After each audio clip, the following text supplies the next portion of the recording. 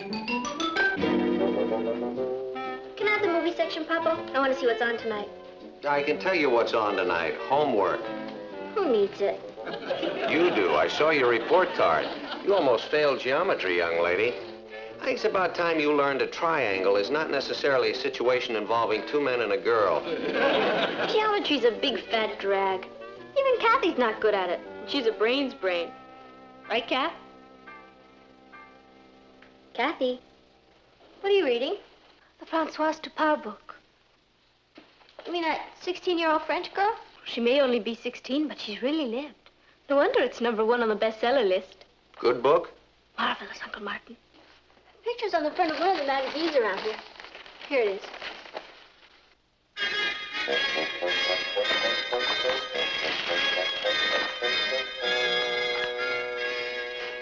Imagine that. Only 16 years old and she's the toast of Paris. It says here, she's a symbol of teenage freedom over there. All the kids are copying her hairstyles. They even named a street after her. No wonder. She just sold her book to the movies for $200,000. It's wonderful. I hope they hurry and make the movie. What's the book about? About life, with a capital L, seen through the eyes of a teenage girl. Let me see that. My first dance was an unforgettable experience. Pierre was tall and shy and awkward. He had just learned to drive. It took all my powers of persuasion to get Father to allow Pierre to drive me to the dance. We got into the car and drove off.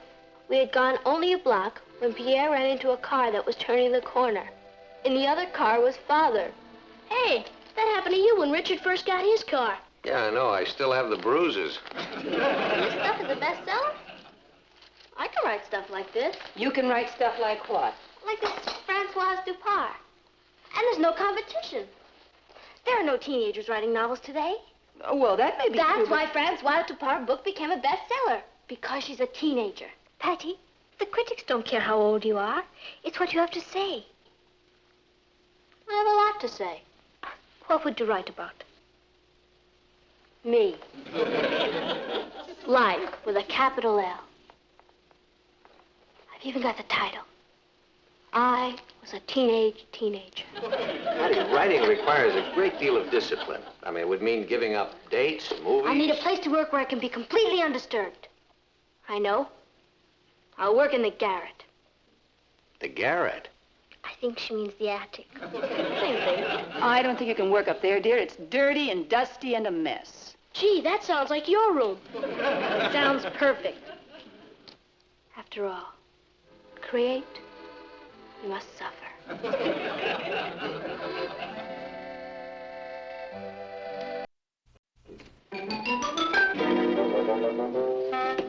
Are you sure you want to work up here, Patty? It's going to be awfully uncomfortable. William Shakespeare never complained. Alfred and I are going to the movies tonight. Wouldn't you like to join us? Sorry, Kath. When the creative juices flow, you gotta let them go. You're sure you'll be all right up here? Louisa May Alcott never complained. Everything I want is right here. If there's anything I can do to help, Patty. Nothing, thank you. Creation is the bird of loneliness. Good luck. It has nothing to do with luck. It's pure talent.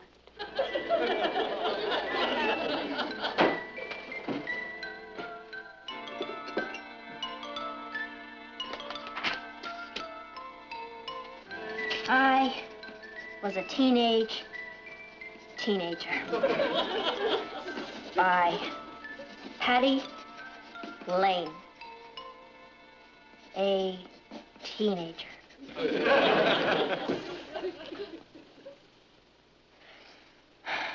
Early one morning,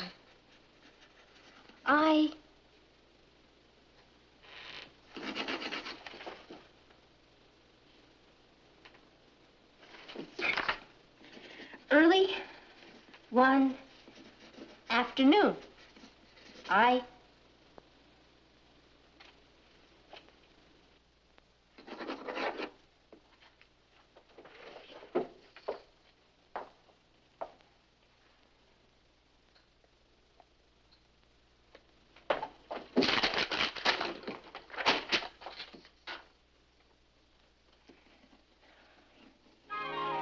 only one night. Hello, darling. Hi, Mom. How was school? Fine. Did a package come for me? Yes.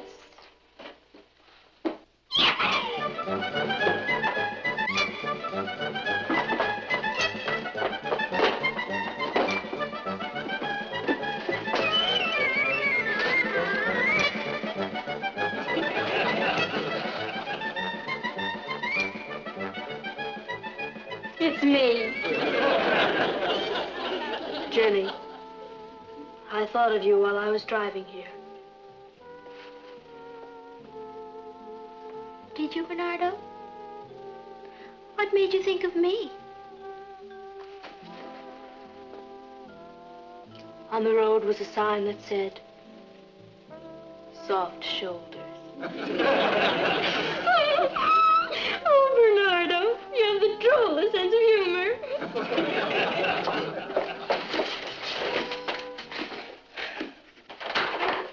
Hello, Richard. Where's Patty? Up in the attic working on her book. Do you know I've been waiting an hour for her at the bowling alley?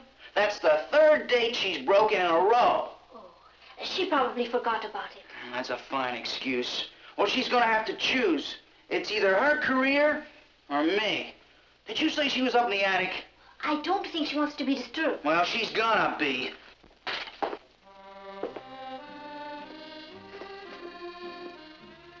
Another reason the road reminded me of you, Jenny. You have dangerous curves. Jenny gives a peal of laughter. What are you laughing at? Bernardo just said something funny. Well, where is he? He's in my book. He has the most marvelous sense of humor. When are you gonna finish that, Patty? I've been out bowling by myself and you've been up here laughing by yourself. It doesn't make sense. It will make sense when my book is finished. I'm going to do for the American teenager what Francoise did for the French teenager. Well, what did she do for them? She liberated them. She made the world look at them in a new light. Well, how long's this liberation gonna take? What about us? You don't write a bestseller overnight. It might take me another week. Here's your dinner, Patty. What's the matter? Didn't Louisa May Alcott eat? What happened?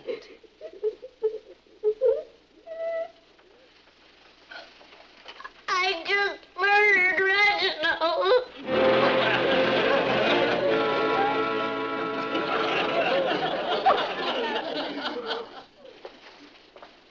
Hey, Patty, it's 12 o'clock. I just have to finish this chapter. Did you write all that? That's the prologue. What are you gonna call it? Gone with the Wind? I thought I'd let the publisher choose the title. Honey, you know, it isn't all that easy to get something published. I guess if it were, everybody'd write a book. Well, what I'm trying to say is that I really wouldn't count too much on this if I were you. Papa, will you be home this Saturday? Well, I think so. Why? I'm going to be through with the book by then. Would you read it? Sure, I'd love to. Thanks. Well, all right, you finish up and get to bed, huh? Good night, dear. Good night, Papa. Did you hear that?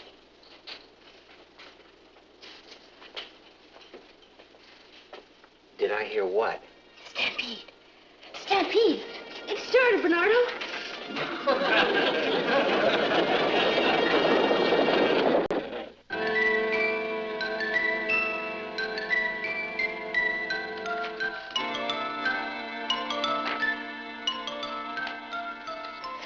Well?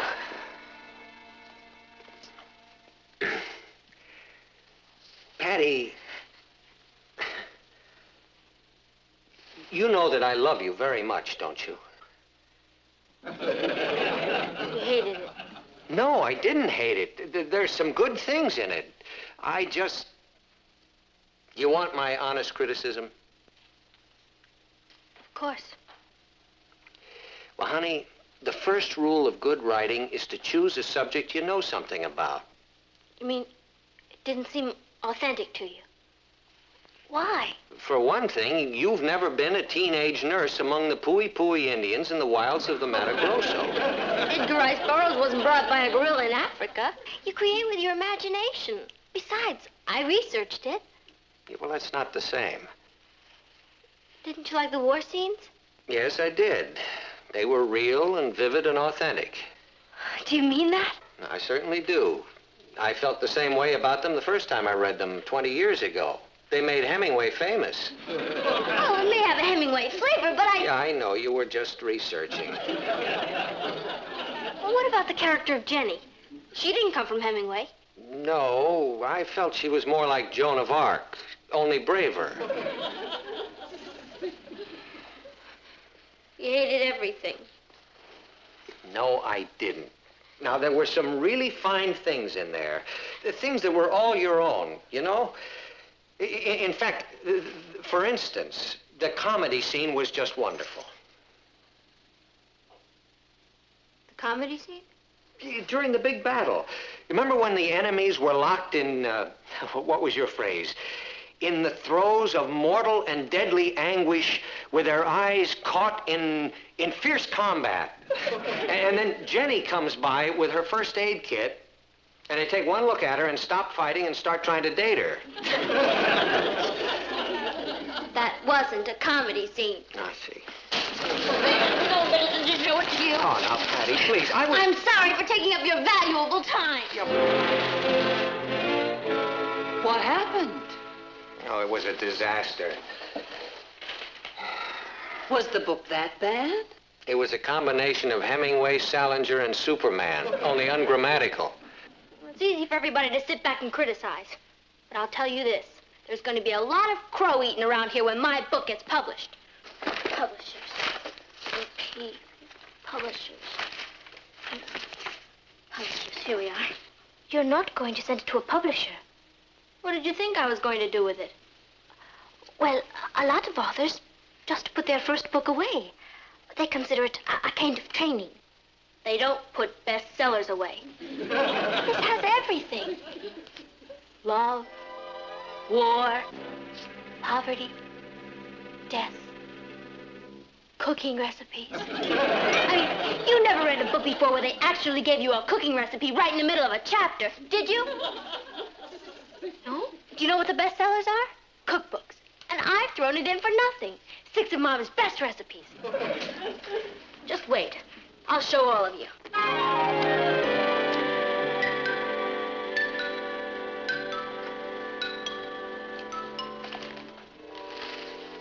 Patty, how was everything at school today? Fine, thank you.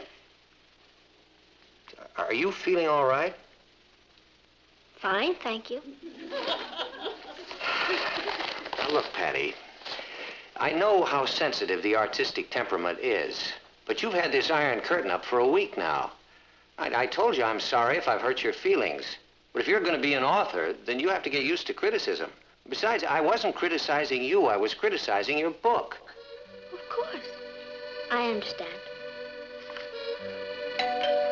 I'll get it.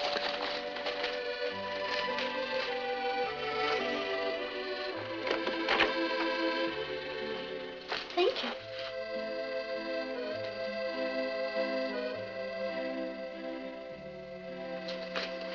I know. Who was it, Kathy? Telegram for Patty Lane. For me?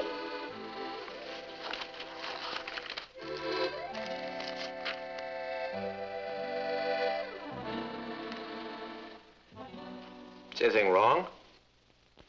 No, nothing's wrong. It's just a telegram from my publisher. My book's going to be published immediately. They expect it to be a bestseller. If you'll forgive me now, I think I'll retire to my garret. How did you get the idea for your book? Well, everyone is always attacking the teenager. When adults think of us, they think of rock and roll, telephones, hamburgers. I wanted to give them a more realistic image. Show them the real us. Yeah, a brave teenage girl runs away from her home in Detroit to become a nurse among the Poi Poi Indians in the wilds of the Mato Grosso. Oh, hello, Mr. Lane. Hello, boys. Hello, Patty. Hi, Papa. Alfred's interviewing Patty for the Brooklyn Heights Clarion. The paper's running a front-page story on her. Yeah, it's wonderful. You know, teenage girl becomes famous author overnight. I'll bet it must make you feel kind of funny. Me scooping your daughter like this. I mean, you being a newspaper editor, too. Well, yeah, it does feel a little funny, yeah. I suppose you're planning a Sunday feature story on her, huh? Well, we hadn't decided on the day yet. Our readers would like to know your opinions about your fellow authors. Whom do you admire most? Ernest Hemingway. What do you think of T.S. Eliot? T.S. is long-winded, but very talented. And Francoise Dupart? An illiterate French child. Well, if you'll excuse me. Will you be going to Hollywood to write the picture? Probably. Hello, dear. Hey, what's cooking? It smells good. That's me. Oh. Is the press conference still going on? Oh, yeah. I can't understand it. The book is being published. Yeah, I know it is, but I don't know why. Couldn't you have been wrong about it? It's not very good. Well, the publisher saw values in it that you didn't see. You read it. What's your opinion? It's not very good. And yet somebody is willing to shell out an advance of $1,000 or $2,000 plus the money it's going to take to publish it. According to the telegram, the contracts are on the way. So I guess we must be wrong. What are we having for dinner tonight? Crow.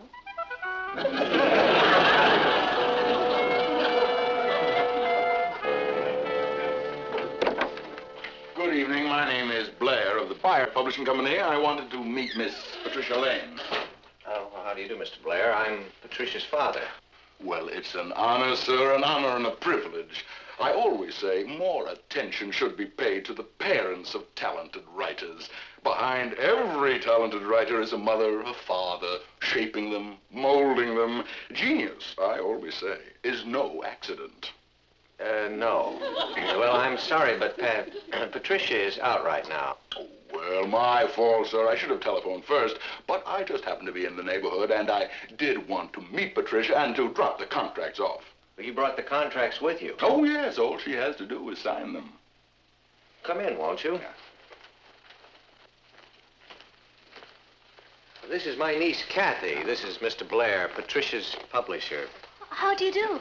Patty will be so sorry she missed you. Oh, that's all right. She'll be seeing a lot of me. That's a mighty talented young woman. We don't get many manuscripts like hers. I should think not. Well, I don't want to detain you, Mr. Lane. I would like to discuss the advance. Well, we can talk about that if you like.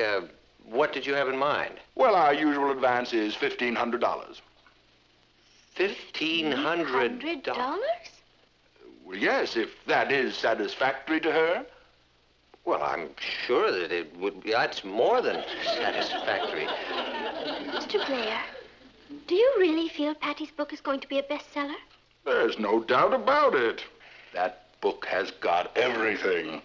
The romance, war, death, cooking recipes. Well, I've got other authors to see tonight, and I'm sure you have business to take care of, Mr. Lane, so if you'll just give me the check, I'll be on my way. Check? The $1,500. You want a $1,500 advance from me? No, from your daughter. Oh, from my daughter. This publishing firm of yours, Mr. Blair, it's one of those vanity presses, I take it.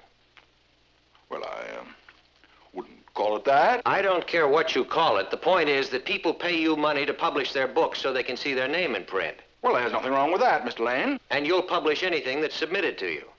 Well, actually, Mr. Lane, my business is not with you, it's with your daughter. And she did sign a contract. Patty signed a contract? Oh, yes. All of our authors, when they submit their manuscripts to us, sign a contract specifying that if we accept their book for publication, they will be personally responsible for all the cost of the publication thereof. And the contract is airtight. So if you want to talk to anybody, you can talk to my lawyer. Good night, Mr. Lane. Young lady. Miss Blair, be sure to tell your lawyer that the girl who signed the contract is 16 years old. What did you say? I said that you'd made an airtight contract with a minor.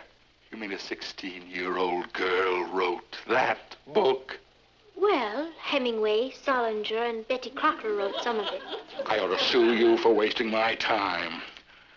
Good night. You're forgetting something, Mr. Blair. What? You promised my daughter that you'd publish her book. Forget it. All right, I won't detain you, Mr. Blair. We're both busy men. You have authors to see, and I have to get down to my newspaper. Newspaper?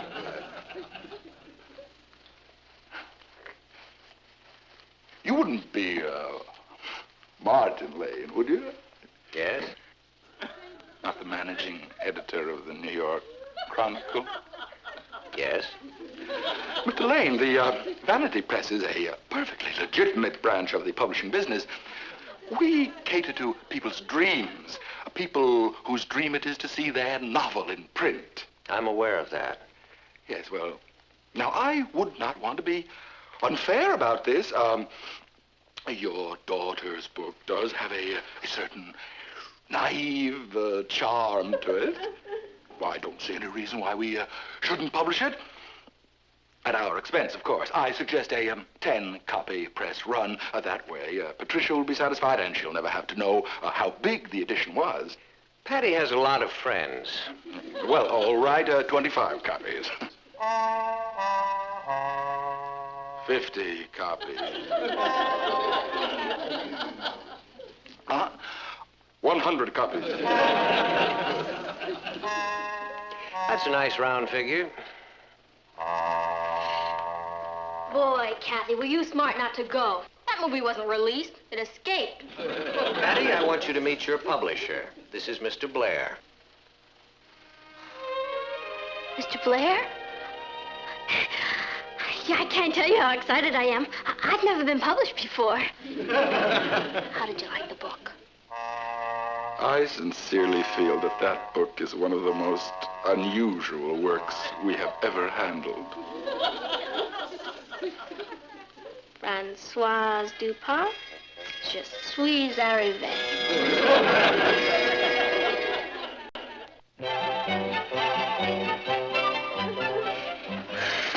Boy, being a celebrity is sure rough on the fingers. You must have autographed 100 books. You promised you'd autograph one for me. Okay. Could you put on it, to Ross, from his sister who wrote the book? Sure. Thanks. I promised the kids that I'd bring it to class tomorrow. Your book has certainly created a stir around Brooklyn Heights High. I'll bet it has. Created quite a stir around here. Good afternoon, everybody. Well, I brought the revised contracts. That's wonderful, Mr. Blair. You don't mind if I read those first, do you? Help yourself. Thank you. Boy, have I got a surprise for you, Mr. Blair. My new book.